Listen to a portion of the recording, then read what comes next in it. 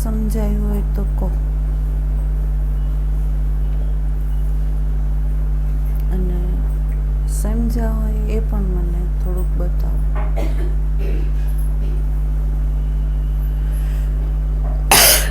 અને બુદ્ધિ અનુસાર તમે એનો અર્થઘટન કરીને અપનાવી લીધું હોય તો એ જે ભૂલ હોય એને હું બતાવી શકું. નહીં તો શું થાય કે એ ભૂલ કાયમની રહી જાય આપણી અંદર.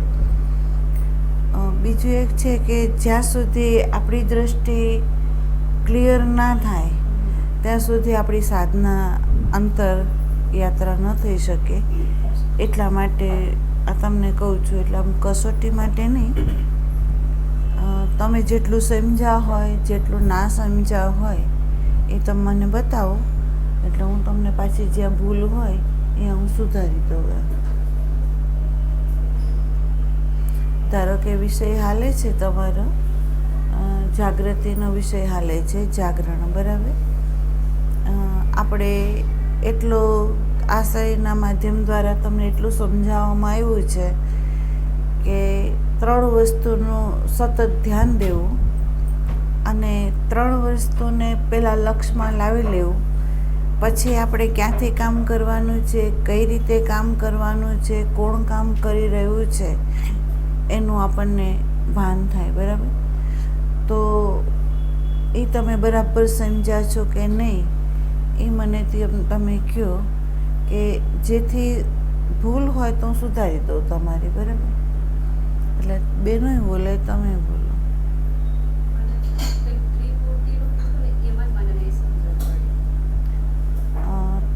3 વસ્તુમાં સમજ નથી પડી. હા, ચાલો એ સમજાવો. હા, જાગ્રતમાં આપણે રહીએ છીએ, કોઈ બી આપણે કામ કરવા જઈએ પાછા આપણે શરૂ એટલે અભ્યાસ તો કરીએ છીએ, અભ્યાસ તો કરીએ છીએ. અહીંયા પછી વધારે અભ્યાસ છે, ગયા પછી આપણે અભ્યાસ તો ચાલુ જ જોઈએ, ચૂકાઈ જાય. બરાબર. એટલે ભાઈનો પ્રશ્ન એવો છે કે અભ્યાસ કરીએ છીએ, પણ ધારો કે આપણે વ્યવહારમાં જઈએ તો જ્યાં આપણે સ્થિર થઈને જોવું ઘટે તો એમાં ખીલો ચૂકાઈ જાય છે અને એમાં આપણે આવી જઈએ છીએ. હા, બોલો.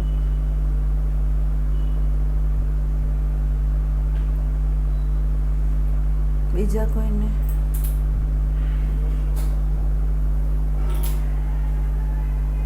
વિમલ?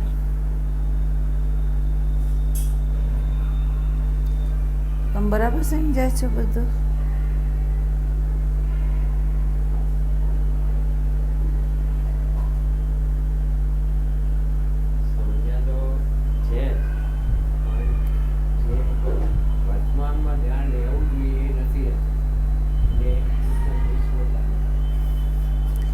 દાદાનું કહેવું છે કે સમજ્યા છીએ, વર્તમાનમાં ધ્યાન રહેવું જોઈએ. વર્તમાન એટલે સ્વરૂપમાં ધ્યાન રહેવું જોઈએ, એ નથી રહેવાતું, બરાબર.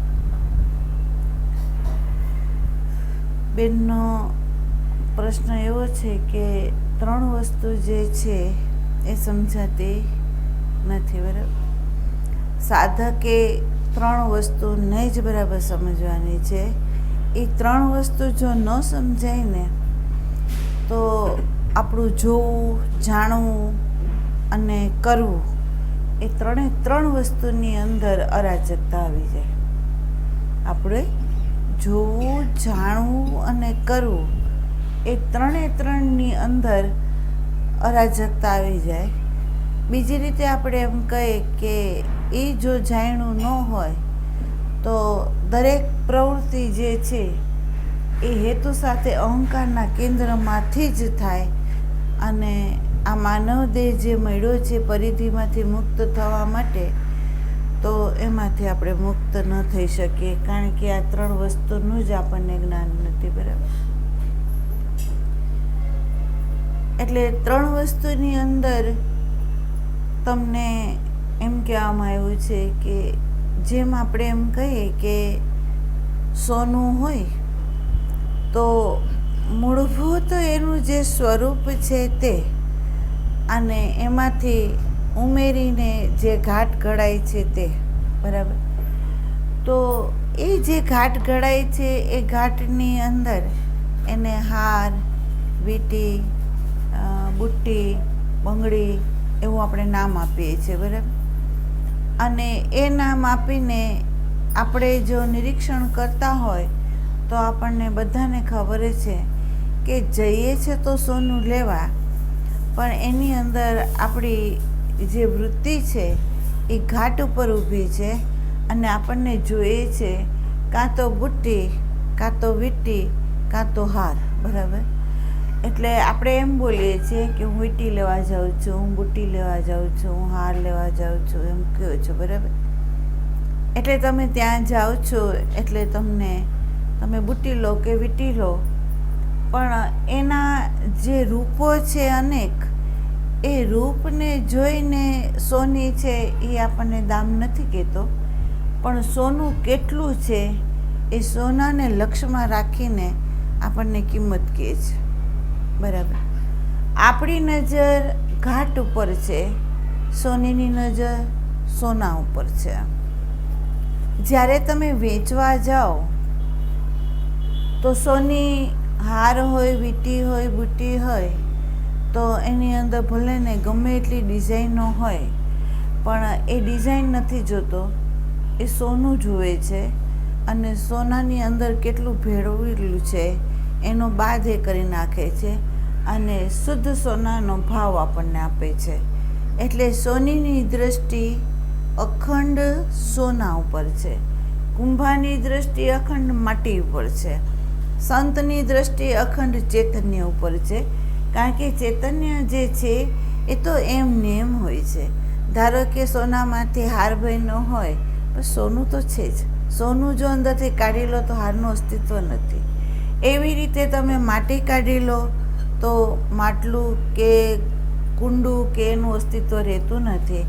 એમ તમે આ વિશ્વની અંદર ચૈતન્ય દેવને કાઢી લો તો કોઈનું અસ્તિત્વ રહેતું નથી, બરાબર. એટલે એક છે ચૈતન્ય દેવ, બરાબર, અને એક છે ચૈતન્યના આધાર ઉપર જે અનાદિ શાંત પ્રકૃતિ જે છે એનું અસ્તિત્વ છે. પણ એ પ્રકૃતિનું જે અસ્તિત્વ છે એ ચૈતન્ય સિવાય નથી, બરાબર. એની અંદર અણુની અંદર ચૈતન્ય દેવ તો વ્યાપીને રહેલો છે, બરાબર. હવે જોજો કે એ ચૈતન્ય દેવ છે એની અંદર એનું રૂપનો કોઈ ફેરફાર નથી થતો, એની અંદર આકાર કે એનું અધ્યારોપ નથી થતો, એ ક્યારેય સક્રિય નથી. પણ થાય છે શું તો કે ચૈતન્યની સક્રિયતાથી પ્રકૃતિની અંદર ગતિ થાય છે. જેમ આપણે એમ કહીએ કે આ કરંટ છે તો કરંટની સત્તાથી ટ્યુબલાઇટ પ્રકાશ આપે છે, ચૈતન્યની સત્તાથી પંખો ફરે છે.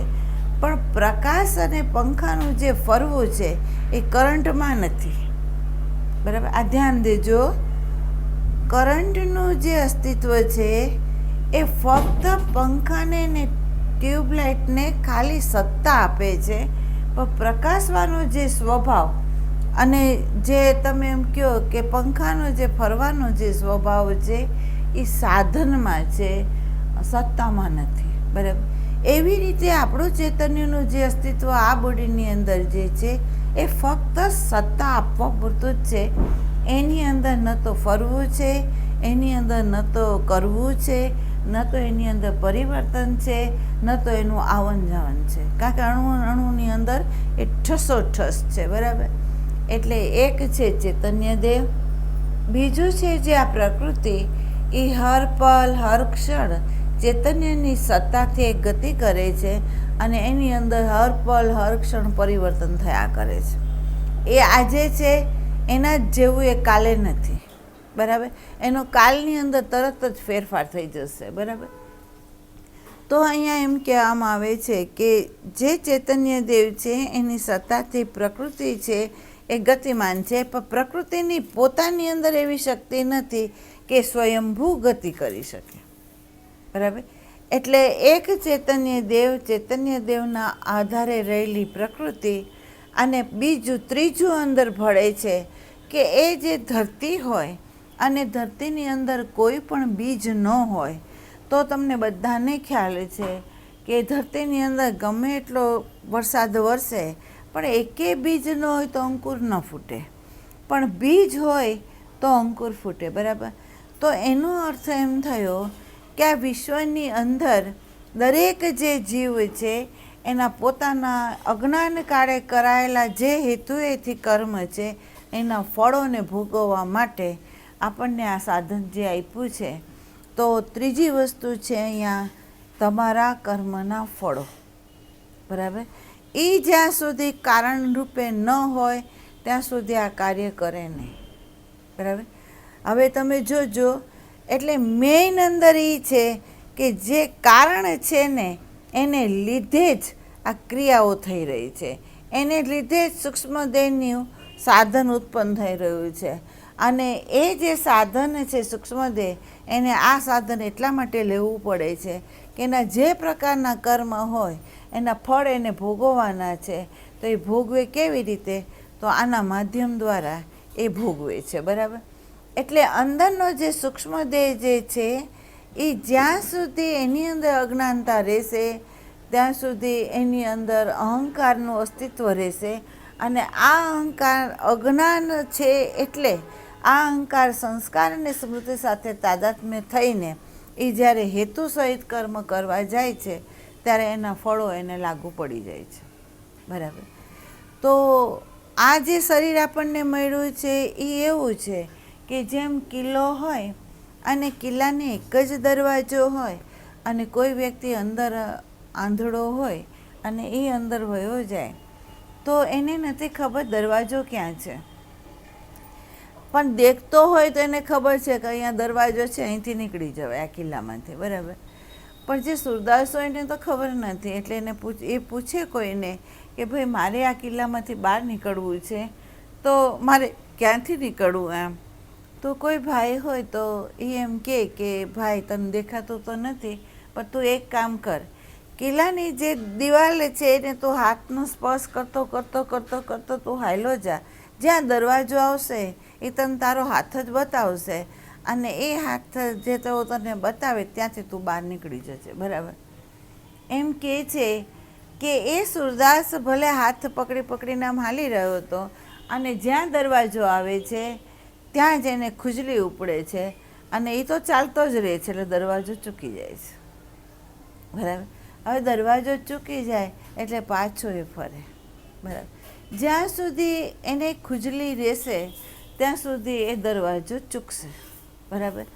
પણ જો એને ખુજલી જ ન રહે અને એ થોડો સજાગ થઈ જાય તો એ દરવાજામાંથી બહાર નીકળી શકે. બસ આપણા બધાનું એવું છે કે 84 લાખ યોનિઓમાંથી આપણે ફરતા ફરતા ફરતા ફરતા આ એ દરવાજે આપણે આવ્યા છે કે જે દરવાજો નીકળવા માટે સર્જાયેલો છે. બરાબર? હવે આ દરવાજે જેવા આપણે આવ્યા છે તે વખતે આપણી અંદર ભૂલ શું થઈ જાય છે? તો આ દેહ છે, દેહની અંદર રહેલો આપણો સૂક્ષ્મ દેહ છે અને સૂક્ષ્મ દેહ ચૈતન્યની સત્તાથી એ ચેતનવંતુ થાય છે. ત્યારે આપણું માનવું એવું છે કે આ ચેતનવંતુ છે, આ અખંડ છે, આ અજર છે, આ અમર છે અને વિષયોની અંદર જ સુખ અને શાંતિ છે, સંબંધોની અંદર પ્રેમ છે એવું એનું માનવું રહે છે. અને એ અજ્ઞાનને લીધે એ જે માને છે એની સાથે તાદાત્મ્ય થઈને એને એવી ખુજલીઓ ઉપડે છે કે જેને અંતરયાત્રા કરવાની છે એને બદલે એ બહિરંગ યાત્રા કરી રહ્યું છે. બરાબર? હવે એ બહિરંગ યાત્રા ક્યાં સુધી કરે એમ? તો કે જ્યાં સુધી એને સદગુરુ ના મળે ત્યાં સુધી એને પોતાને જ નથી ખબર કે એની ગતિ કઈ બાજુએ કરી રહ્યો છે. બરાબર? શાસ્ત્રનું તમે વાંચન વાંચો, દેવ પૂજા કરો, મંત્ર કરો, નિષ્કામ કર્મ કરો, સેવા કરો અથવા તમે તપ કરો, ધ્યાન કરો, પણ જ્યાં સુધી આપણે પોતાના નિજી સ્વરૂપનું જ બોધ ના થાય અને આ સાધનના ઉપયોગિતાનું જો આપણને ભાન ના થાય ત્યાં સુધી આપણે એ 84 લાખ યોનિઓમાંથી મુક્ત થવા માટે આપણે જે કરવા માંગીએ છીએ તો એનાથી મુક્ત નથી થતા. પણ થાય છે શું? તો આપણો અહંકાર છે એ કરવાપણાથી એ ઘન થતો જાય છે, બરાબર. ઘન થાય છે એટલે એ સાધક બોલે છે શું, તો અમે પરમાત્મા માટે સાધના કરીએ છીએ, અમે ભક્ત છીએ, અમે ધર્મપરાયણ છીએ, અમે જાણીએ છીએ, અમને ખબર છે, એવું બધું એ બોલે છે. પોપટની જેમ એ પડી લે છે કે બધાની અંદર ચૈતન્ય જો વ્યાપીને રહ્યો હોય તો અમારી અંદર એ ઓતપ્રોત પરમાત્મા વ્યાપીને રહ્યો છે, એટલે અમારે કંઈ કરવાનું છે નહીં, અમે કરી જ રહ્યા છીએ, બરાબર. પણ એને નથી ખબર કે કરનાર કોણ છે, કરાવનારો કોણ છે, અને શું થઈ રહ્યું છે, કઈ રીતે તમારી સાધના છે, તમે ક્યાં બંધાયેલા છો, તમારી ઉર્જાનો ક્યાંથી વ્યય થાય છે, એ જ આપણને ખબર નથી, બરાબર. એટલે આપણે શું કરીએ છીએ, આડેધડ અપવાસ કરીએ છીએ, આડેધડ પ્રવૃત્તિ કરીએ છીએ, સમજ્યા વગરનું દાન પુણ્ય કરીએ છીએ, અને બધી પ્રવૃત્તિ આપણે જે કંઈ કરીએ છીએ અહીંયા આપણને ખરેખર ખબર નથી રહેતી. ક્યાંક આપણું કલ્યાણ હોય તો બીજાનું અકલ્યાણ થઈ જાય છે, અને આવી બધી જે ચેષ્ટાઓ છે એમાં આપણું માનવું એવું હોય છે કે આપણે બધાનું કલ્યાણ કરીએ છીએ, પણ હકીકતમાં એમ નથી. દાન પુણ્ય સેવા ધ્યાન તપ એ કઈ વ્યક્તિ યથાર્થ રીતે કરી શકે, તો જેને પોતાના નિજી સ્વરૂપનો બોધ થયો હોય અને આ સાધનના ઉપયોગતાનું એને ભાન થયું હોય તો એની બધી જે પ્રવૃત્તિ એ કરશે એ યથાર્થ હશે, અને એની અંદર એનો આત્મા જ પોસાશે પણ એનો અહંકાર પોસાશે નહીં, બરાબર. એટલે ગીતાની અંદર પ્રથમ જ્ઞાન કીધું છે. ભગવાન શ્રી કૃષ્ણએ અર્જુનને ન તો કર્મનો બોધ આપ્યો, ન ઉપાસનાનો બોધ આપ્યો, ન બીજો કોઈ શાસ્ત્રનો અધ્યયન કરાવ્યું, પણ પ્રથમ એને જે જ્ઞાન આપ્યું એ એમ કહેવામાં આવે છે એને સાંખ્યનું જ્ઞાન આપ્યું, કે જેની અંદર તું આત્મદેવ છે, અણુ અણુની અંદર તું વ્યાપીને રહેલો છે, ન તો તારામાં કોઈ કરવાપણું છે, તું અસંગ છે, તું નિષ્ક્રિય છે, નથી તું જન્મતો, નથી તું મરતો, નથી તને કોઈ મારતું, એવો એને બોધ કરાવીને આત્માનું સ્વરૂપ જે છે એને પ્રથમ દ્રઢ કરાવી દીધું, બરાબર. હવે એ જે દ્રઢ કરાવ્યા પછી પણ જ્યારે અર્જુનને પોતાનું નિજી સ્વરૂપ ઉપર દ્રઢતા નથી આવતી, એટલે ભગવાન આ સાધન ઉપર એને લઈ ગયા છે. એમ આપણા બધાનું પણ એવું છે, અર્જુન જેવું જ આપણું ઘાટ છે. કેમ? જેમ અર્જુન પરમાત્મા સ્વરૂપ હું છું એમ એ દ્રઢ નથી કરી શકતો, કારણ કે પરમાત્મા અનુભવમાં નથી આવતો, અનુભવની અંદર દુઃખ તાપ એ આપણને આવે છે, તો આપણે કેવી રીતે કહી શકીએ કે હું અસંગ છું, હું અમર છું, અજર છું, આનંદ છું, શાંતિરૂપ છું, પ્રેમરૂપ છું, કેવી રીતે માનવું, બરાબર. જેમ અર્જુન એ માની નથી શકતો એમ આપણે માની નથી શકતા, કારણ કે આપણને અનુભવ નથી, બરાબર. હવે અનુભવ નથી તો આપણે અનુભવ કરવા માંગીએ છીએ, અને અહીંયા ભગવાન એમ કહે છે કે દરેક ભૂતોની અંદર સનાતન રૂપે હું રહ્યો છું, દરેક ભૂતોની અંદર હું કયા રૂપે રહ્યો છું, તો કે હું સનાતન રૂપે રહ્યો છું, બરાબર. હવે સનાતન રૂપે જે મારું સ્વરૂપ છે એને આ મનવૃત્તિ જે છે એ એને જોવા માગે છે, પણ એને પોતાને નથી ખબર કે પોતે જડ છે, ચેતનની સત્તાથી એ ચેતનવંતું થાય છે. તો જે ચેતનની સત્તાથી ચેતનવંતું થતું હોય એ જ સાધન છે, એ આત્માને કેવી રીતે જોઈ શકે, સનાતન તત્વ છે એને કેવી રીતે જોઈ શકે, એ એને જોઈ ન શકે. પણ આપણું માનવું એવું છે કે મારે પરમાત્મા જોવો છે, મારે પરમાત્માને અનુભવવો છે, બરાબર. આ આપણું માંગ છે, બરાબર. તો અહીંયા ભગવાન એને બીજું એક વસ્તુ બતાવે છે કે ખરેખર તું એમ માને છે કે આ મારા છે, હું કરતા છું, હું ભોગતા છું, તો હવે થોડો ઊંડો ઉતર. કેમ? તો કે ચૈતન્યની સત્તાથી આ દેહ ક્રિયાન્વિત થાય છે, પણ ક્રિયાન્વિત થાય છે તે વખતે તું જો કે આ જે અહંકાર છે એની અંદર કરવાની કોઈ ક્ષમતા છે. આ અહંકાર એ છે કે મારે મનને શાંત કરી દેવું છે, મને આ કર્મ હું કરું એની અંદર મને કરોડ રૂપિયા મને મળવા જોઈએ, અથવા એને એમ લાગે કે મારે અત્યારે સૂઈ જવું છે, અથવા એ ઈચ્છે કે મારા શરીરમાં રોગ ના આવવા જોઈએ, તો એની અંદર એ શક્તિ છે કે જે ઈચ્છે છે એ એને મળે છે. બરાબર. તો અહીંયા ભગવાન કહે છે કે હે અર્જુન, તું જે ઈચ્છે છે એ પ્રમાણે તારો અહંકાર જે છે, જે અર્જુન છે એ આ કરી શકે એમ નથી. બરાબર. કેમ? તો કે સમષ્ટિનો જે લો છે એ એવો છે કે જે વ્યક્તિએ કરેલા જે કર્મ છે એ કર્મ સમયે જે રીતે પાકે એ રીતે એને ફળ મળશે. એની અંદર કોઈ ફેરફાર નહીં થાય. ફક્ત ફેરફાર ક્યાં થશે?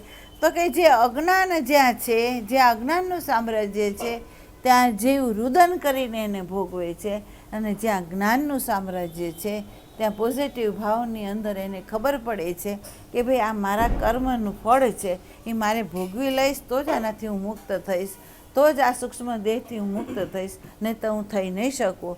તો એ શાંતિથી સમજપૂર્વક એને ભોગવે છે, અને અજ્ઞાની છે એ રોતો રોતો ભોગવે છે. બરાબર.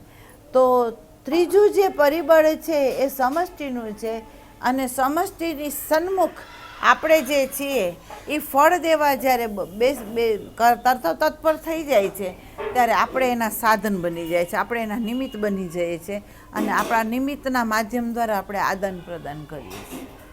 કારણ કે દરેક વ્યક્તિની અંદર સનાતન રૂપે એ જ રમી રહ્યો છે, અને વિશેષ સ્વરૂપ એનું જ છે, અને એ જ પ્રગટ થઈને આપણને આપણા કર્મ જે રીતે કરવા ઘટે, જે રીતે લખાઈને આવ્યા છે એ પ્રમાણે આપણે કરીએ છીએ. બરાબર.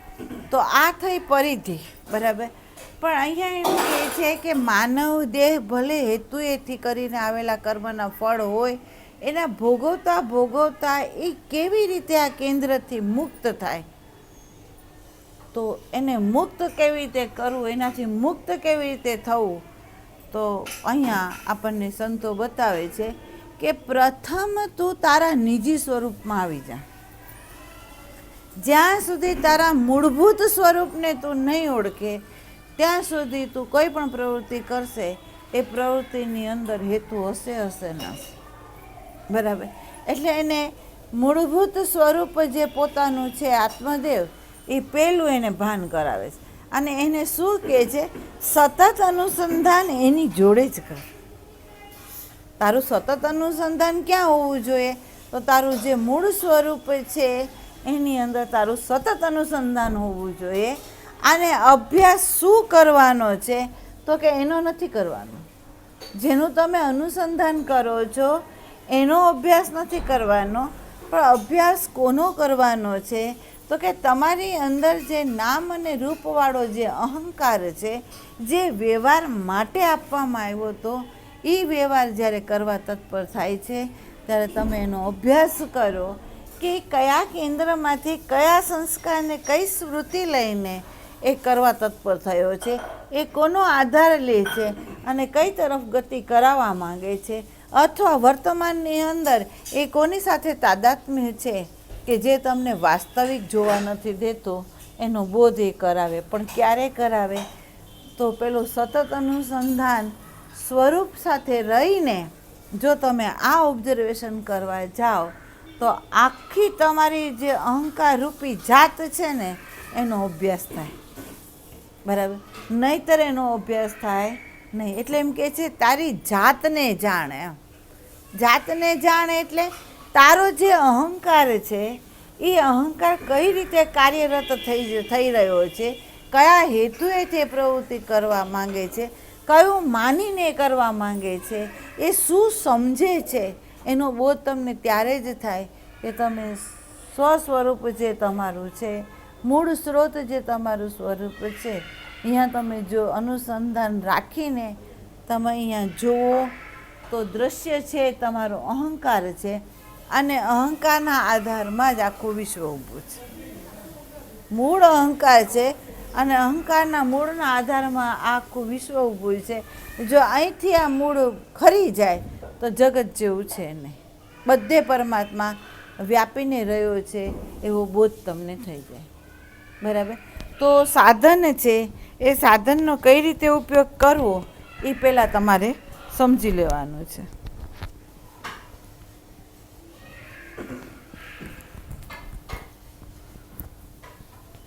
ત્રીજી વસ્તુ એ છે કે તમને ખ્યાલ હોય તો તમને બતાવવામાં આવ્યું હતું કે આ વચ્ચેનું જે ત્રીજું પરિબળ છે ને એની અંદર વ્યષ્ટિ સમષ્ટિ બે રમી રહી છે. વ્યષ્ટિ અને સમષ્ટિ એટલે આપણું અંતઃકરણ, અને બાહ્ય છે વિષયો, બાહ્ય છે સંબંધો, બરાબર, એ બાર છે, અને અહીંયા અહંકાર છે. એ બેયની રમત રમાઈ રહી છે, બરાબર. અજ્ઞાન કાળે શું થાય છે તો કે અજ્ઞાન કાળે આ અહંકાર ભોગવવા તો જાય છે, એ જે માનીને જાય છે, પણ એના ફળમાં એને તાપ મળે છે, દુઃખ મળે છે, એ એને ખબર છે, છતાં પણ એ એની અંદર આસક્ત છે, એટલે એનાથી એ છૂટો થઈ શકતો નથી, બરાબર. જો એ સત્સંગ કરે, સદગુરુની સન્મુખે જાય, અને સદગુરુ પ્રથમ દ્રષ્ટિ પણ જેમ શ્રી કૃષ્ણએ આપી એમ સદગુરુ હોય પ્રથમ દ્રષ્ટિ છે એ આત્મદેવની જ આપે, બરાબર.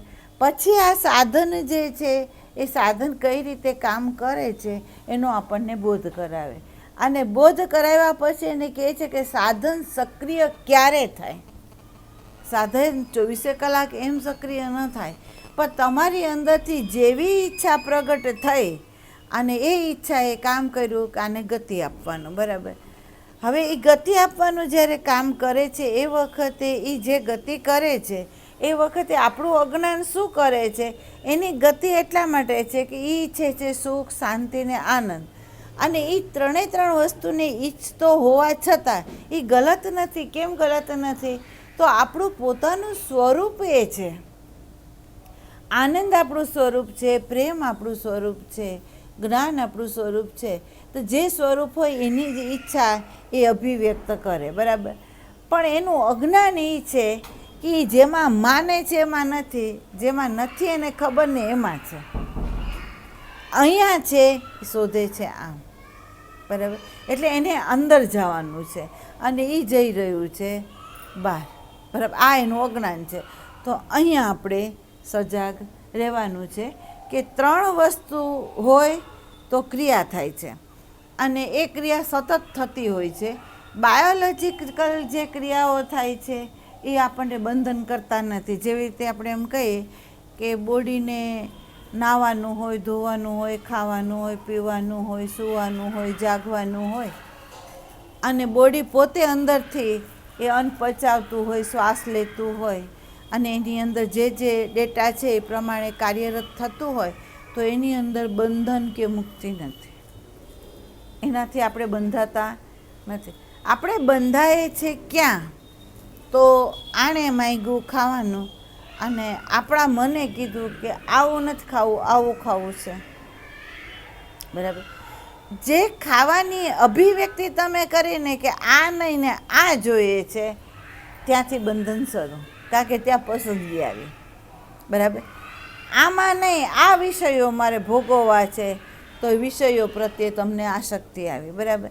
અને આ સંબંધ નહીં, આ સંબંધ જોઈએ છે, તો સંબંધ પ્રત્યે તમને રાગ આવ્યો, બરાબર. હવે જ્યાં તમને રાગ આવ્યો, જ્યાં તમને આસક્તિ આવી, જ્યાં તમારી ચોઈસ આવી, ત્યાંથી દુઃખ શરૂ થયા, બરાબર. અને ત્યાંથી બંધન શરૂ થયા. પણ જો આસક્તિ છે, રાગ છે, તમને ચોઈસ છે, એનાથી તમે મુક્ત થઈ ગયા, તો આ બનતું નથી, બરાબર. એટલે આપણી જાગૃતિ ક્યાં રાખવાની છે? તો જે બાહ્ય વિષયો છે એ વિષયોને ભોગવવા માટે જ્યારે અહીંથી વિચાર ઉત્પન્ન થાય તો તે વખતે જાગૃતિ. બીજું, સંબંધની અંદર જ્યારે વ્યવહાર કરવાનો આવે તે વખતે સાધકે જાગૃતિ રાખવાની. કે શું જાગૃતિ રાખવાની છે? કે હું અને મારા નથી. આ હું અને મારા નથી. કેમ? તો કે બધાની અંદર સનાતન રૂપે તો એ જ વ્યાપીને રહ્યો છે, પણ જે સંબંધ જોડાણા છે એ મારા કર્મ અનુસાર જોડાણા છે. મારા જે રીતનું ઋણાનુબંધ છે ને એ રીતે મારે આને પૂરું કરવાનું છે, બરાબર. ઋણાનુબંધ પૂરું થયું એટલે ઓટોમેટિક તમારે એ વ્યક્તિને ખસેડવાનું નથી, એ ખસી જશે. બરાબર. તો અહીંયા એવું છે કે સંબંધ જે છે એ ઋણાનુબંધના છે અને પૂરા થશે એટલે ખસી જશે. જ્યાં સુધી પૂરા નહીં થાય ત્યાં સુધી તમારી સન્મુખ રહેશે. તો એના પ્રત્યેનો વિરોધાભાસને બંધ કરી દો. જે રીતે હોય એ રીતે તમારો વ્યવહાર, એનું આદાન પ્રદાન કરો, પણ એ આદાન પ્રદાન કરતી વખતે તમારી બુદ્ધિનો પ્રવેશ ત્યાં ના થવા દો. બરાબર. બીજું, જ્યારે તમે વિષયોની સન્મુખ જાઓ ત્યારે જે વિચાર અંદરથી ઉઠ્યો કે મારે આ વિષયોને ગ્રહણ કરવા છે, તો એ વખતે સભાન થઈ જાઓ કે ભાઈ હું એ વિષયને ગ્રહણ કરવા માગું છું, પણ એની પાછળનો મારો હેતુ શું છે. એમ તો ધારો કે એ હેતુ બતાવે કે આમાં સુખ છે, આનાથી આનંદ છે, તો અહીંયા તમે જ્ઞાન લઈ લ્યો કે જળ તત્વ હોય એ ન સુખ આપી શકે, ન શાંતિ આપી શકે, ન આનંદ આપી શકે. બરાબર. પણ હા, એક વસ્તુ છે કે એની જરૂરિયાત છે, અને એ જ્યારે લે છે ત્યારે મન જ્યારે શાંત થાય છે તે વખતે મારા અંતઃકરણની અંદર જે શાંતિ, આનંદ જે અનુભવાય છે એ મારા સ્વરૂપનું છે, આ વસ્તુથી નહીં. બરાબર. તો અહીંયા તમે સજાગ રહો કે આ વિષયોમાં સુખ કે શાંતિ કે આનંદ નથી, મારા સ્વરૂપમાં છે. બરાબર. અહીંયા સજાગ રહ્યો. સંબંધમાં, ભાવમાં સજાગ રહો કે એની અંદર કોઈ સંબંધ દેહથી નથી, ઋણાનુબંધે વ્યવહારમાં સંબંધે આવ્યા છે. સાચો સંબંધ છે એ આત્માનો છે, બાકી આ દેહનો નથી. અહીંયા દ્રઢ કરી લો. બરાબર. તો આ રીતે તમારે ધ્યાન દેવાનું છે. એક આ સાધનનો આદાન પ્રદાન, વ્યષ્ટિ અને સમષ્ટિ થતું પરિબળ. ત્રીજું, તમારું જે સ્વરૂપ છે એમાં તમારે સ્થિર રહેવાનું છે. બરાબર. તો આ થઈ તમારી ત્રિપુટી. બરાબર. બીજું એક છે કે ભાઈનો પ્રશ્ન જે છે એ એવો છે કે એનું કહેવું એવું છે કે હું અહીંયા હોઉં ત્યારે જાગૃતિ રાખી શકું છું, ઘરે જાઓ તો અમુક વખતે જાગૃતિ મારી રહે છે, પછી નથી રહેતી. બરાબર. શરૂઆતની અંદર જેમ બાળક હોય એ ચલણ ગાડી લે તો એ પકડે ખરો, પણ જો એ ખુશમાં આવી જાય ને કોઈને જોવે તો એ ભૂલી જાય કે આના આધારે હું ઊભો છું, આને છોડી દઈશ તો હું પડી જઈશ. પણ બાળકને એ વખતે ખ્યાલ ન રહે, એ દોડવા જાય એટલે પડે, કારણ કે એ ચલણ ગાડી એને છોડી દીધી છે. બરાબર.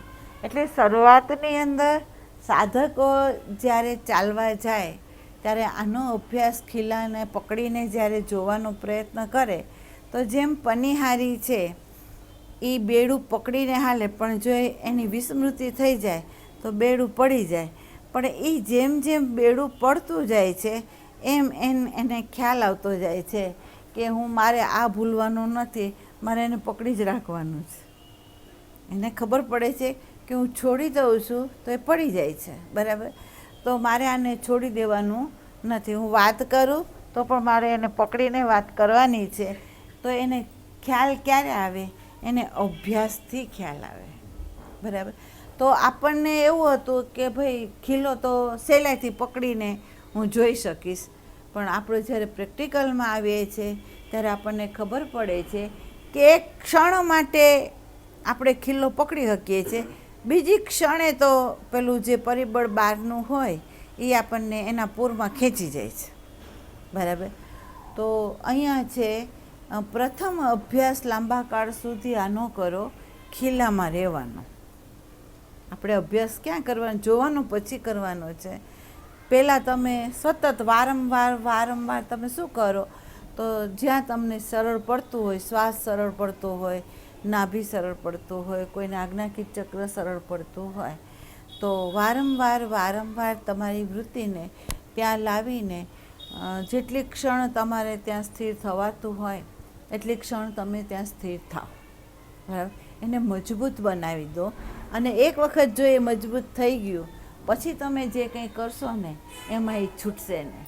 જેમ પનિહારી છે એ જ્યારે બેડું ઉચકે ને ત્યારે વાત ન કરે, એને ભય લાગે કે બેડું પડી જશે તો એમાં ઘૂબા પડશે ને બધું થશે, એટલે એનો બધો ભાર બેડા ઉપર રાખે છે.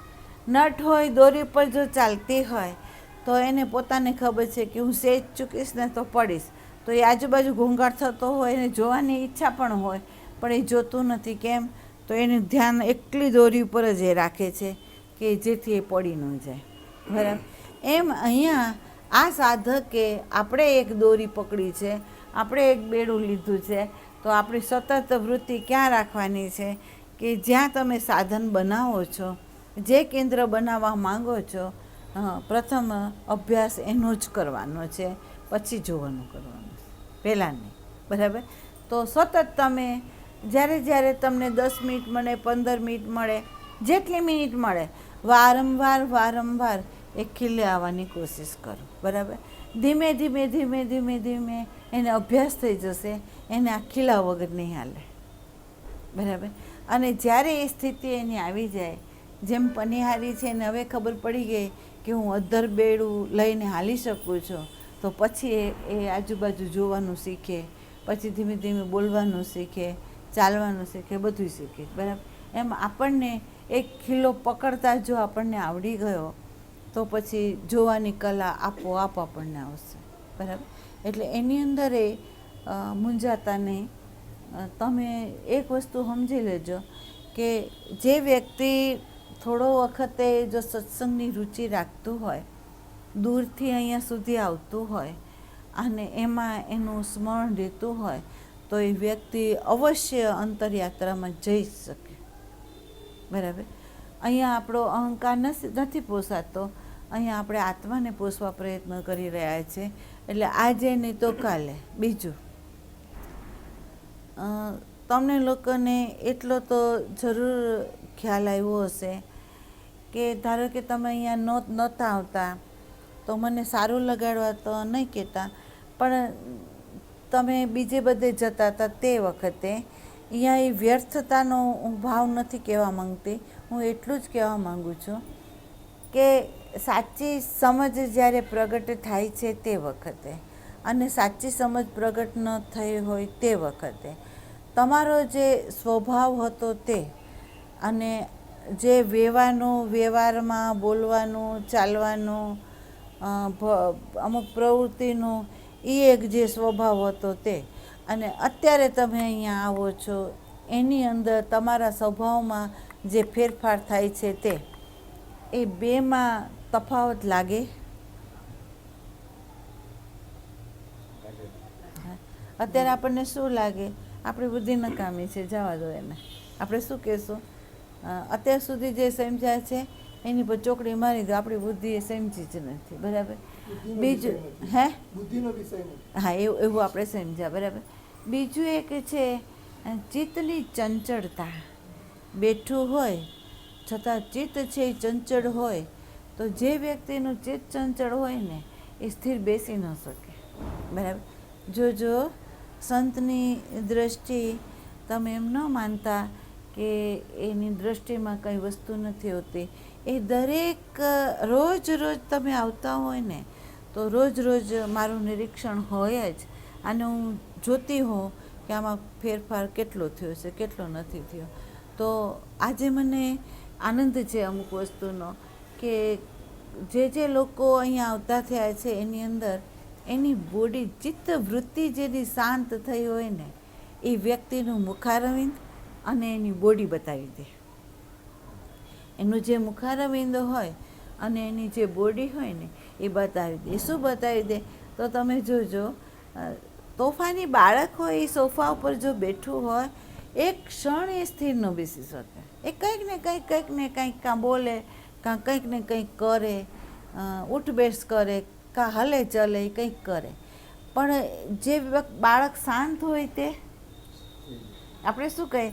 એ બાળકના બેસવાથી જ આપણે એમ કહીએ કે આ બાળક બહુ શાંત છે ને આ બાળક બહુ તોફાની છે. બરાબર. એમ ચિત્તવૃત્તિ જેની બહુ ઉછળકૂદ કરતી હોય ને તો એ સંતને ખબર પડી જાય. અને ચિત્તવૃત્તિ જેમ જેમ શાંત થતી જાય ને તો એ ખબર પડે. કેમ? તેનું મુખારવિંદ બતાવે.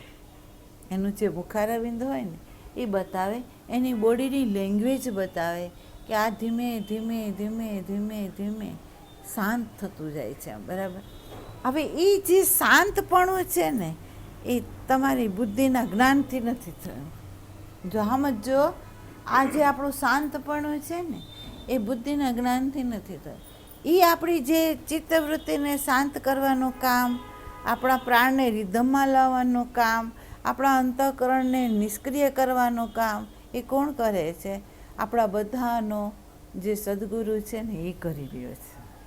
આપણા બધાનો જેને જે સદગુરુ હોય એના નામ રૂપે ભેદ છે, એના તત્વ રૂપે ભેદ નથી. એ આપણને શાંત કરી રહ્યો છે. એ સાંજે ઉછળકૂદ છે એમાંથી આપણને મુક્ત કરી રહ્યો છે. અને ધીમે ધીમે ધીમે ધીમે ધીમે ધીમે આપણને એવી નિષ્ક્રિયતા કરીને અંતરંગ લઈ જશે, તમને ખબર નહીં પડે.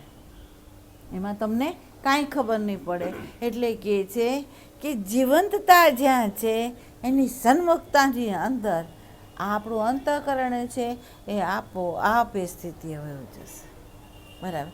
અને જ્યાં આવા સંસારીઓ ભેગા થતા હોય, એમાં સમાજની વાતો થતી હોય અને ધર્મના લોકો જે ભેગા થતા હોય એમાં શાસ્ત્રની વાત થતી હોય ને, હું ચેલેન્જ ફેંકીને કહી શકું છું આ વસ્તુ કે જેને સત્સંગની સમજ પ્રગટ જો અંદરથી થઈ હશે એ હંમેશા એમાં મૌન થઈ જશે. કેમ? એને ખબર પડી જશે કે શબ્દની તો આ વાત જ નથી. આમાં શું બોલવું, આમાં શું અભિવ્યક્તિ કરવી, આમાં શું કોઈને ઉપદેશ આપવો, એમ, બરાબર. તો એ વસ્તુની જે ચર્ચાનો વિષય હતો ને એને વિષયથી આપણે મુક્ત થઈ ગયા, બરાબર. અને જાણું છું, ખબર છે, એ જે શબ્દો હતા એ આપણને અત્યારે ખબર પડી કે આપણે ખરેખર જાણતા નથી અને આપણને ખબર નથી, બરાબર. એ આપણને સમજાવવા માંડ્યું, બરાબર.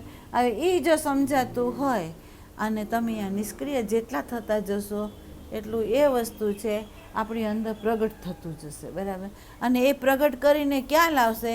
તો કે અત્યાર સુધી તું એમ માનતો હતો કે હું જાગ્રત છું, હું ભક્ત છું, હું સાધક છું, હું શિષ્ય છું, એ જે તમે માનતા હતા ને, હવે તમને ખબર પડશે કે આમાંથી હું કાંઈ હતું નહીં. ખબર શું પડશે?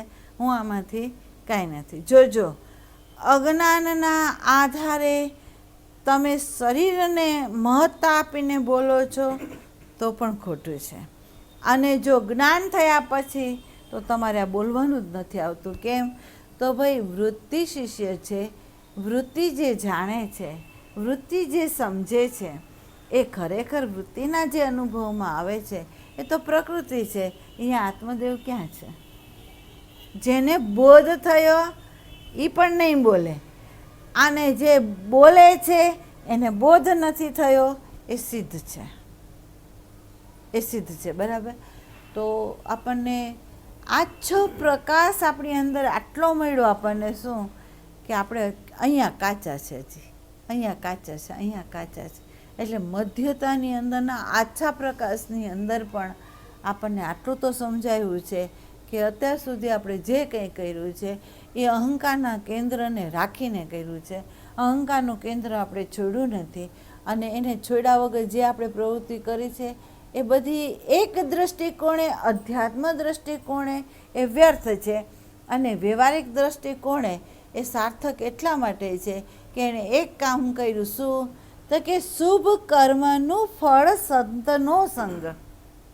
શુભ કર્મનું જે ફળ છે એણે આપણને ગુરુદેવ આપ્યા, બરાબર. અને હવે અહીંયા આવ્યા પછી તો કે આપણે લંગર છોડવાનું છે, એનું શિષ્ય થઈ જવાનું છે, એને શરણાગત થઈ જવાનું છે. અને જો તમે અહીંયા શરણાગત થઈ જાઓ તો પરમાત્મા કહે છે હું એના અંતઃકરણની અંદર જાગૃત થાઉં છું, બરાબર. અને એના અંતઃકરણની અંદર જ્યારે હું જાગૃત થાઉં છું ત્યારે એને એ ખબર પડે છે કે જે પ્રકૃતિ છે, પ્રકૃતિનો જે સ્વભાવ છે, પ્રકૃતિના જે ગુણધર્મ છે એ મારામાં નથી. હું એની અંદર વ્યાપીને રહ્યો છું. કેમ? તો મને જાગૃત અવસ્થાની ખબર પડે છે, મને સ્વપ્ન અવસ્થાની ખબર પડે છે, મને સુષુપ્તિ અવસ્થાની ખબર પડે છે, સંકલ્પ વિકલ્પની ખબર પડે છે, ચિત્તવૃત્તિના ભ્રમણની મને ખબર પડે છે, બુદ્ધિના વિચારની મને ખબર પડે છે, અંતઃકરણની અવસ્થાની મને ખબર પડે છે. એટલે હું અંશુત રૂપેની અંદર છું ને છું. બરાબર. પણ મારી અંદર શું નથી? તો કે આ બધા જે સંકલ્પ વિકલ્પ છે, ભાવની જે વિકૃતિઓ છે, વિચારોની હારમાળાઓ છે, અંતઃકરણની જે અવસ્થાઓ છે, એ મારા ચૈતન્ય દેવમાં નથી. બરાબર. એને દ્રઢ થાય છે. ક્યારે? તો કે જ્યારે એની અંદર આત્મદેવ જાગૃત થશે ત્યારે. હવે જોજો કે આ અંતઃકરણ છે એ સદગુરુની સન્મુખ થતાં એની અંદર વિવેક આવ્યો. વિવેક શું આવ્યો? તો કે પ્રથમ વિવેક એ આવ્યો કે આ શરીર છે સાધન છે. અત્યાર સુધી આપણને એવું હતું કે આ હું છું. બરાબર.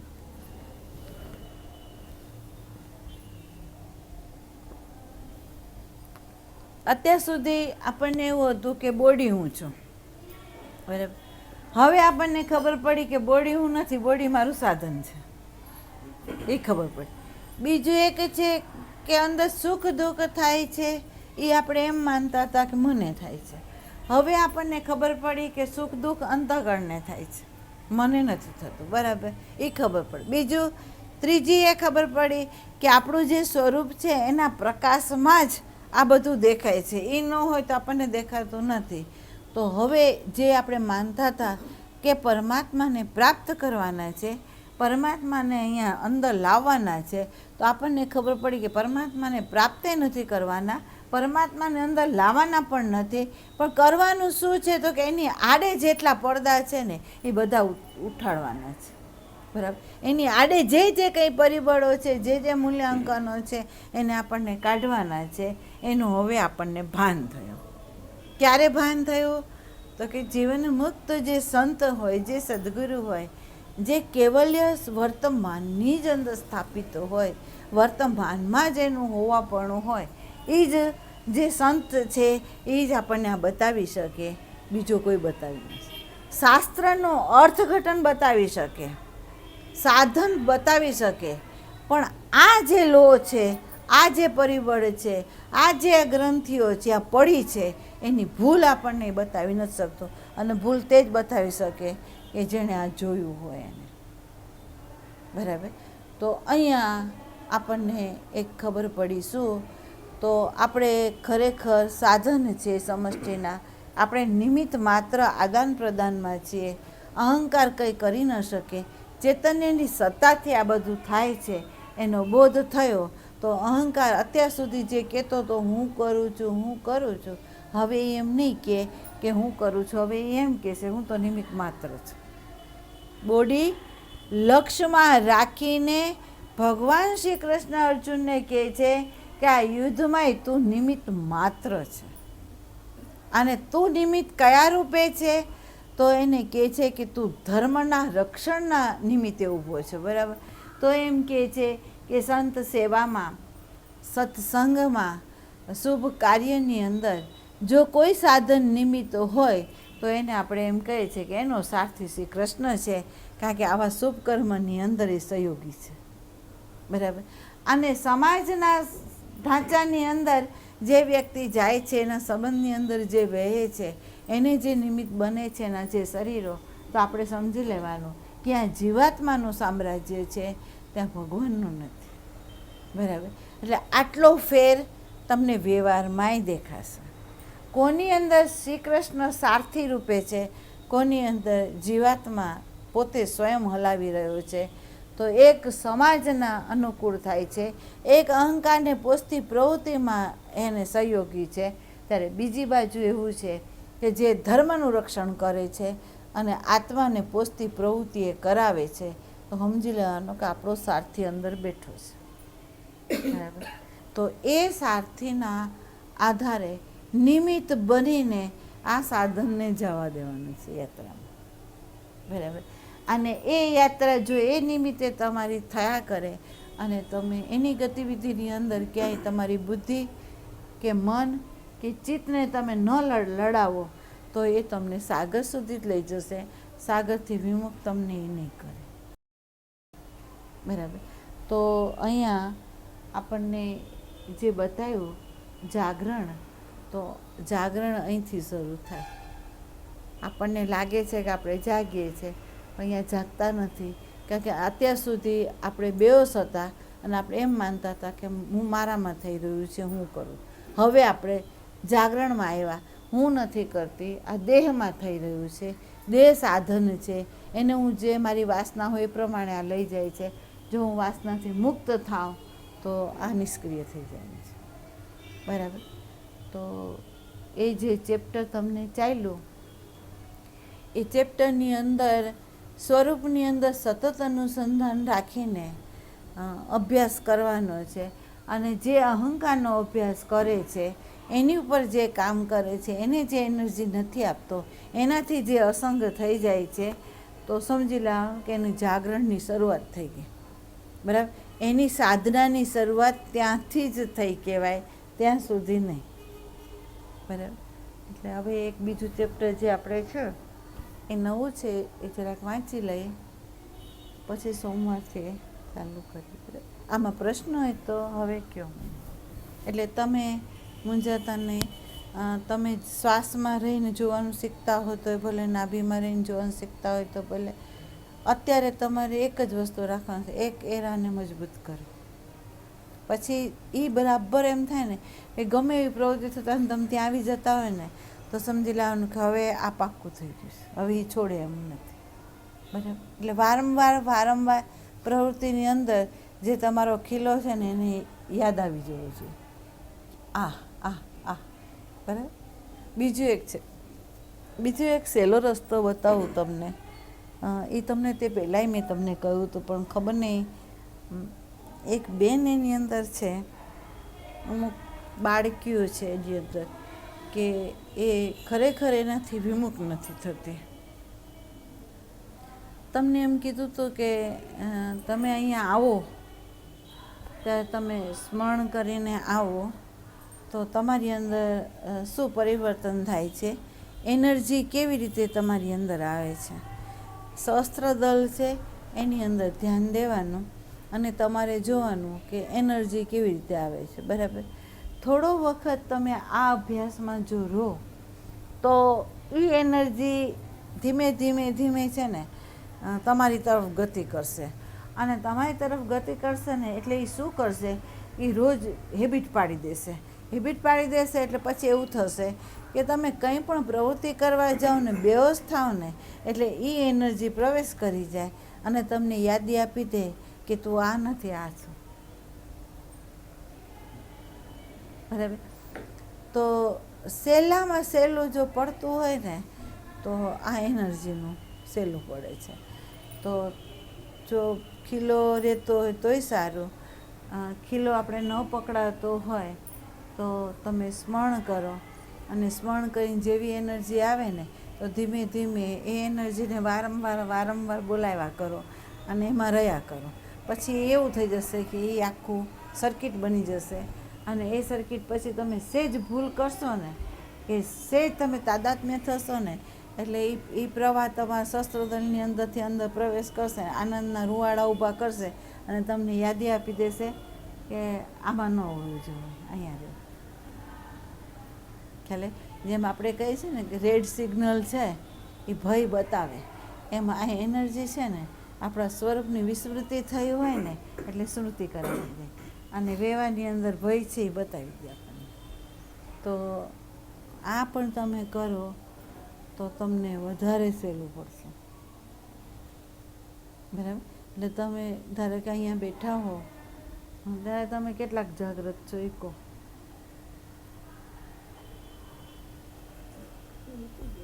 હે? હા. હે? વેતો હોય પ્રભુ તમને ભાઈ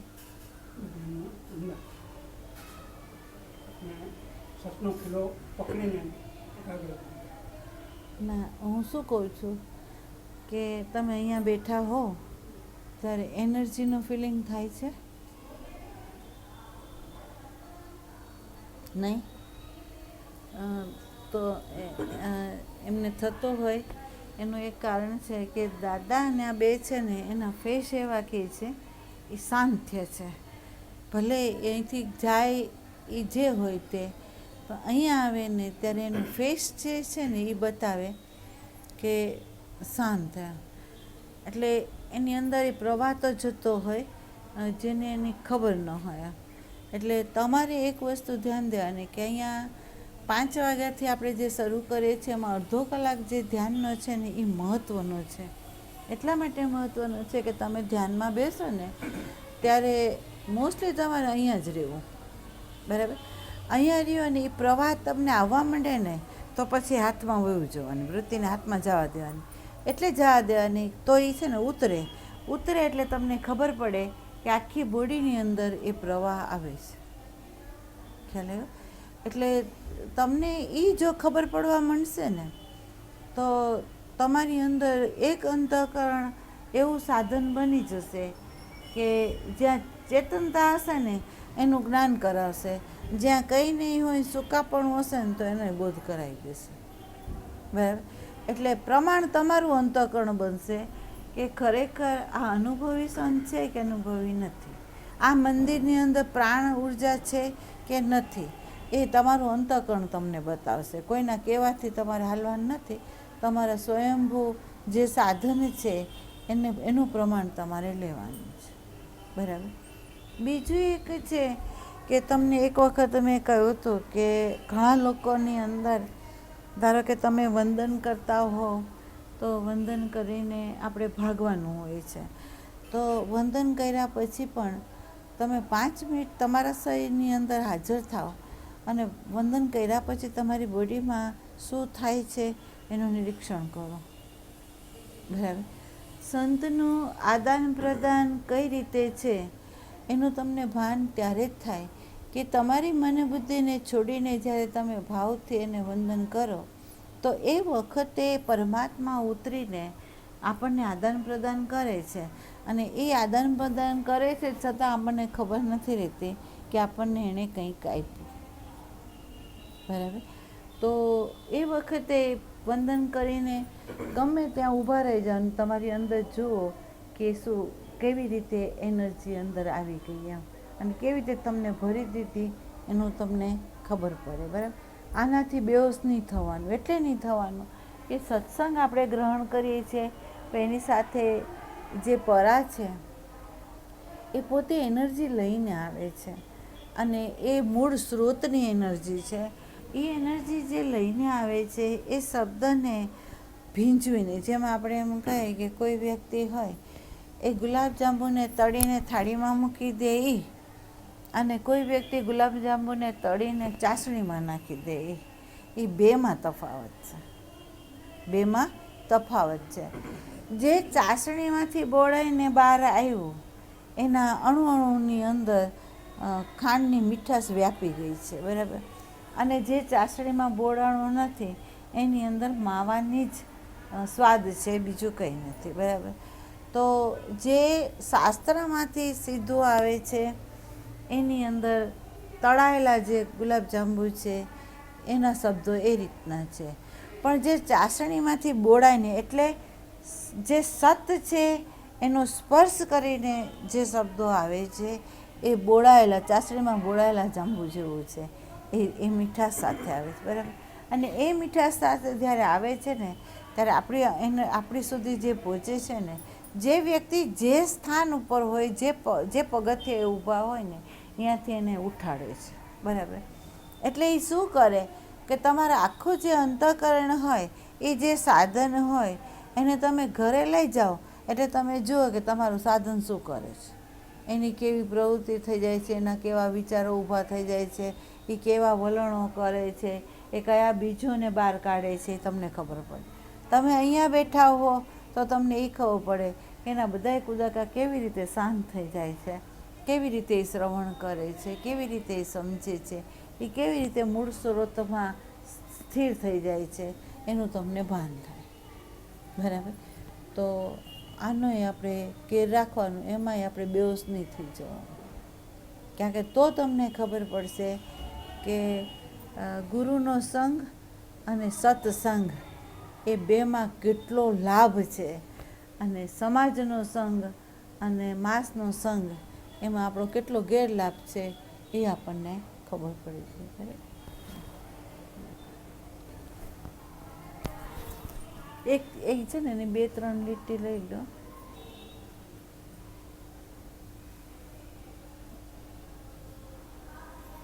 છઠ્ઠું પ્રકરણ છે. હા. અંતર્દેહ. અસ્તિત્વ તમારો ગહનતમ આત્મા.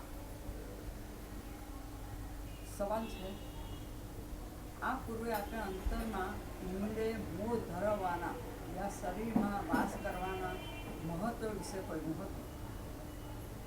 કૃપયા આપ સમજાવશો કે તે દ્વારા આપના કહેવાનો અર્થ શું છે? હા, એટલે એણે શું કીધું કે તમે એવું કહો છો કે આપણું જે શરીર છે એને અંતરતમ આપણે હાજર રહેવાનું એને ભાર મૂક્યો છે, બરાબર? અને એની અંદર તમારો કહેવાનો ઉદ્દેશ શું છે એમ કીધું ને? એવું છે, એ જ હા. કહું છું. ફરી હા વાંચી દઉં. હા હા આ પૂર્વે આપે અંતરમાં ઊંડે મૂળ ધરાવવાના યા શરીરમાં વાસ કરવાના મહત્વ વિશે કહો. એટલે બોડીમાં હા, હાજર રહો. એટલે બોડીમાં હાજર રહેવાનો જે મહત્તા આપી તમે એમ. અહીંયા સંત શેનું કહે છે કે જો ગેરહાજર હો તો ધંધામાં ખોટ જાય, અને જો તમે મિલમાં હાજર રહો ને તો તમને ખોટ ન જાય, નફો થાય, બરાબર? એમ અહીંયા એમ કહે છે કે જે સાધક છે એ બહિરંગ જ જો ભટકે તો એને ખોટ જાય, બરાબર? અને જો એ બોડીમાં હાજર રહે તો એને નફો થાય એમ છે. તો અહીંયા એમ એણે કીધું કે તમે એની મહત્તા બતાવી એમ, કે તમારે બોડીમાં હાજર રહેવાથી એની શું મહત્તા છે એમ. હા, કૃપયા આપ સમજાવશો કે તે દ્વારા આપના કહેવાનો અર્થ શું છે? હા, બસ કહેવાનો અર્થ આ જ છે કે એનાથી તમારે કહેવાનો અર્થ શું છે એમ. શું કરવા તમે આ બોડીની અંદર હાજર રહેવાનું કહો છો એમ. અંતરમાં ઊંડે મૂળ ધરાવવાના. મૂળ ધરાવવાનું એટલે જેમ તમને અત્યારે સમજાયું ને કે આ બોડીની અંદર હાજર રહીને તમે વધારેમાં વધારે ઊંડા ક્યારે ઉતરી શકો કે તમે આની મહત્તા આપો, એક ખીલો બનાવો અને એ ખીલાના માધ્યમ દ્વારા તમે ઊંડું નિરીક્ષણ કરતા જશો તો તમે ઊંડા ઉતરતા મૂળ સ્ત્રોત સુધી વયા જશો, બરાબર? પણ ખોદવાનું અહીંયા જ છે. આપણે કહીએ છે ને કે ઘણા બાળકો એવા હોય કે ધારો કે એકમાંથી ખોદે, બરાબર, પછી એને અનુકૂળ ન પડે એટલે બીજામાંથી ખોદે, પછી અહીંયા અનુકૂળ ન પડે તો ત્રીજામાંથી ખોદે, બરાબર, અહીંયા અનુકૂળ ન પડે તો ચોથામાંથી ખોદે. તો એ બધે ખાડા તો ખોદે છે, જાય છે, પણ અધૂરું રહેવા દે છે, બરાબર? પણ એક સાધક હોય અને સમષ્ટિ થ્રુ એને કોઈ લઈ ગયું હોય અને સમષ્ટિના માધ્યમ દ્વારા એ ક્યાંક ગયું હોય તો હવે એણે ખાડો અહીંયા જ ખોદવાનો છે. ક્યાં? તો સંતે બતાવ્યો ખાડો એક જ જગાએ ખોદાય, બધે ન ખોદાય. ક્યાં ખોદતું? તો કે તારી અંદર ખોદ, બરાબર? અહીંયા ખોદતો જા, એની અંદર તું શોધતો જા. હીરા માણેક તારે શોધવા છે તો અહીંયા જ શોધ, બરાબર? તારું ઐશ્વર્ય તારે શોધવું છે તો તારે અહીંયા જ શોધવાનું છે, બરાબર? તો અહીંયા ઉતરીને તું ખોદતો જા. જેમ જેમ તું ખોદીશ ને તો તને ખબર પડશે કે એનાથી લાભ શું છે. કોઈના કહેવાથી આપણે અંતઃકરણ સ્વીકારે એમ નથી, પણ જેમ જેમ એ ખોદતો જશે તો એને ખબર પડશે કે અહીંયા જ મારો લાભ હતો, હું અત્યાર સુધી સમજ્યો નથી, બરાબર? શાંતિ છે, આનંદ છે, પ્રેમ છે, તમને ખ્યાલ હોય તો ઘણા લોકોનું એવું કહેવું હોય કે હરિદ્વાર છે, હિમાલય છે, ગુફાઓ છે, એકાંત છે, એમાં આપણે જઈ આવીએ. નાનદ કીર્તિ, હા, અધ્યાત્મ દૃષ્ટિકોણનો લક્ષ્ય લઈને હું કહું છું કે બહિરંગ આપણે ગયા, બરાબર? બહિરંગ ગયા, જતી વખતે તમે વિચાર કરો કે તમે જતી વખતે પહેલાં શું કરો છો. તમારા 4-5 દિવસ જે છે એ કેવી પ્રવૃત્તિમાં જાય છે એ પહેલાં શોધી લો, બરાબર?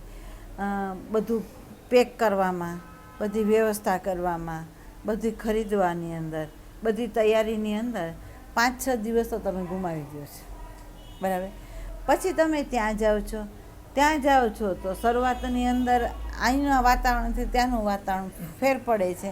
મનને રોજ નવીનતા જોઈએ છે એટલે એને નવીનતા મળી એટલે એને આનંદ આવ્યો, બરાબર? પણ આનંદ નવીનતાનો આવ્યો, આનંદ સાચો રિયલ નથી આવ્યો. તો હવે એને સારું લાગ્યું અને પછી અહીંયા રહ્યો, બરાબર. હવે એ રહ્યો અહીંયા એની એક વૃત્તિ એવી છે કે મારે અહીંયા 15 દિવસ કે મહિનો રહેવાનું છે. એક વૃત્તિ ત્યાં એવી ઊભી છે કે એમ કહે છે કે આ જે હું અહીંયા આવી છું ને એ કાયમના માટે નથી, એટલે મારે અહીંથી ઘરે જવાનું છે, અહીંયા હું 1 મહિનો જ રહેવાની છું, બરાબર. હવે 1 મહિનો અહીંયા રહેવાની છે એટલે એક વૃત્તિ તો ત્યાં ઊભી જ રહી, કાયમના માટે વિરમતી નથી. મહિનો સુધી સાધના કરે પણ આ વૃત્તિ વિરમતી નથી. અને આ વૃત્તિ જો વિરમે નહીં તો સમજી લેવાનું કે એ ભલે એકાંતમાં ગયું પણ એનો એકાંત સિદ્ધ નથી થયો. કેમ? તો વૃત્તિનો અંત એકમાં આવવો જોઈએ, ચૈતન્ય દેવમાં, પણ એમાં આવ્યો નથી, બરાબર. પછી બીજું, જેવા થોડા દિવસ રહે ને એટલે એને ઘર યાદ આવે, ઘરના સંબંધો યાદ આવે, ઘરની વસ્તુઓ યાદ આવે.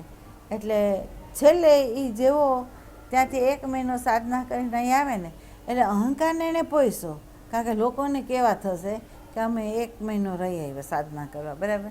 અને પછી જ ઘરે આવ્યો ને ત્યારે તમે જોજો એ શાંતિથી જે ખાટલામાં નિષ્ક્રિય થઈને સૂઈ જશે ને એ જોવાનું છે,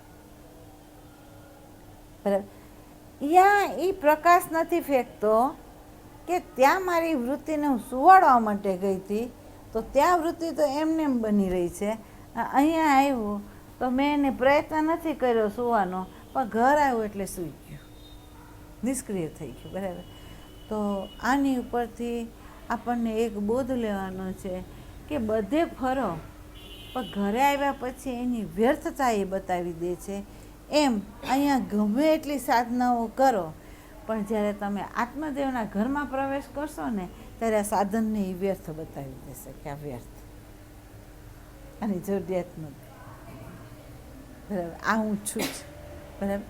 એટલે બહિરંગ અને અંતરંગ, અજ્ઞાન કાળે થતી પ્રવૃત્તિ અને સમજ્યા પછીની જે પ્રવૃત્તિ છે એમાં હાથી ઘોડાનો ફરક છે, બરાબર. હા હા હા. શરીર આત્મામાં પહોંચવાનું પ્રવેશ દ્વાર બની શકે છે. હવે આપણે એ વિષયમાં લવ કરીએ. હા. આત્માનો આપ શું અર્થ કરો છો એ હું પૂર્ણપણે સમજી શકું છું કે નહીં તેની મને હજુ ખાતરી નથી. यदि एक माछली मनुष्यનું મન ધરાવતી હોત તો તે આ જ પ્રશ્ન પૂછતે, જળ જળ કહી તમે શું અર્થ જણાવવા ઈચ્છો છો, મને એ સમજાતું નથી. બસ હવે આ વિષય આપણે સોમવારે લઈશું.